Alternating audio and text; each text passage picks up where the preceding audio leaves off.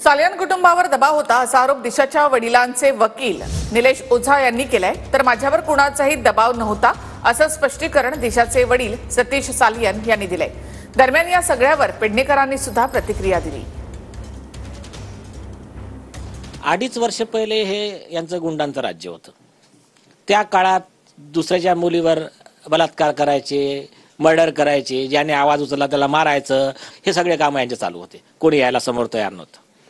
आणि लिटरली सतीश सालियन यांच्या घरी जाऊन ती किशोरी पेडणेकर असतील, आणखीन जे काय असतील, त्यांना दबाव आणणार, यांच्या घरात त्या रोहन राहायला ठेवणार, हे सगळ्या गोष्टी याच्यात लिहून आहे। सतीश, मागच्या 5 वर्षात तुमच्यावरती दबाव होता का? आणि जर पोलीस अधिकाऱ्यांसमोर तुम्ही समोर जाऊन सगळं सांगितलेलं होतं तर तुम्हाला हे का शांत बसावं लागलं?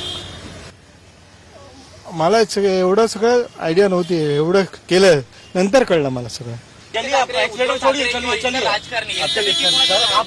नाही तुमच्या माध्यमातून आता तिचे वडील बोलताना मी पाहिलं, ते बाजूला कोण महाशय बसले होते, ते कदाचित वकील असतील, ते दाबत होते त्यांना, पण उत्स्फूर्त त्यांनी सांगितलं की माझ्यावर कोणाचाही दबाव नाही, आमच्याकडे कोणतेही पुरावे नाहीत। मी एक आई, ताई, बाई म्हणून म्हणेन तिला न्याय नक्की मिळाला पाहिजे, आणि जर तुमच्याकडे पुरावे आहेतच तर ते आणा, सिद्ध करा, आणि जो कोणी आरोपी त्याला न्या ना फासापर्यंत। कोणी अडवलंय तुम्हाला?